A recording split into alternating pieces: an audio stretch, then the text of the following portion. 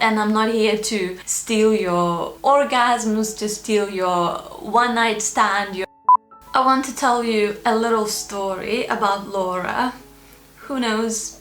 Maybe Laura is a fictional character, maybe Laura is someone who I used to be, or maybe Laura is you. So Laura met this guy online and they've been talking for days, weeks, and now even months. They know everything about each other. Laura and this man, they wake up sending good morning messages. I miss you messages through the day. I cannot wait to see you. They know their favorite colors, favorite Netflix shows, their music, their cuisine. Laura feels like finally this is the one, I cannot wait to see him. And of course they've been sharing a lot of explicit content with each other. They already counted their pubic hairs and whatnot.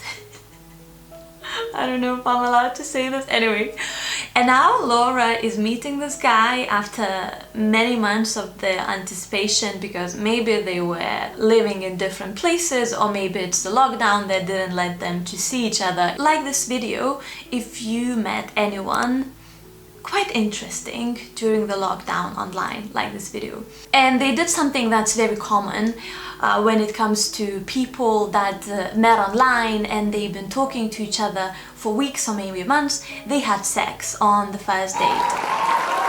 This is cool, nothing wrong with that, and I'm not here to steal your orgasms, to steal your one-night stand, your freedom to express your sexuality. No. However, Laura has this tendency, when she sleeps with a guy, she develops this attachment, and this is nothing out of the ordinary. When you are having sex with someone, you release the hormone oxytocin, which is also called as a hug hormone. So you see that person in this light, you know, where you want to spend more time with that person.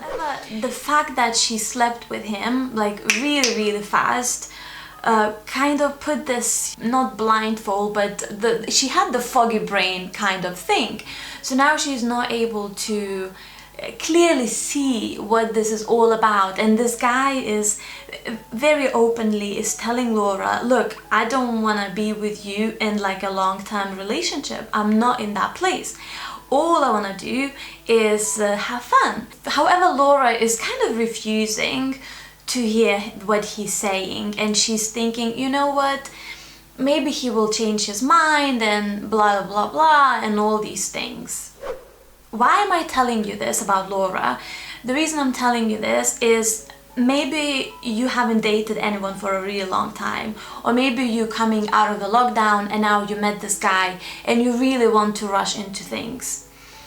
Whether you slept with him or not, I would really encourage you to take your time a little bit, take a little step back, don't rush, and remind yourself, okay, what am I actually looking for? And if this person is clearly telling you, look, I'm not in that place and I don't want these things, you have two choices. You can stick around and hope he might change his mind, and 3, 4, 5 years down the line, you could be like Carrie from the Sex and the City. I think it took 10 years, right, for him to propose to her. Or you could be someone who's like, you know what, my long-term goals are not like this guy's long-term goals, and I'm just gonna say goodbye. It was a fun experience, but I want something else. So really ask yourself, what are you looking for, and can this person give you those things? Do you have a similar future vision? Don't judge that based on the illusion, what you think that he could be. Listen to what he's saying. Listen to what he's showing you with his actions, what he's telling you with his words, and you know, the way he's showing up. I know that you are busy. I know that this year has been really tough. I personally am going through ups and downs and just taking one day at a time. But I also know that during this time I had a time to really reflect, okay, what do I want in my life? What is really important to me? And if meeting that person is really important to you, but you are trying to do that by doing exactly the same thing that you've been doing for a really long time, you could see that it was just not working in the past, then I think it's time to make some changes and do something different. You are a smart lady. You know that if you continue doing the same thing, you will only get the same results. Preach.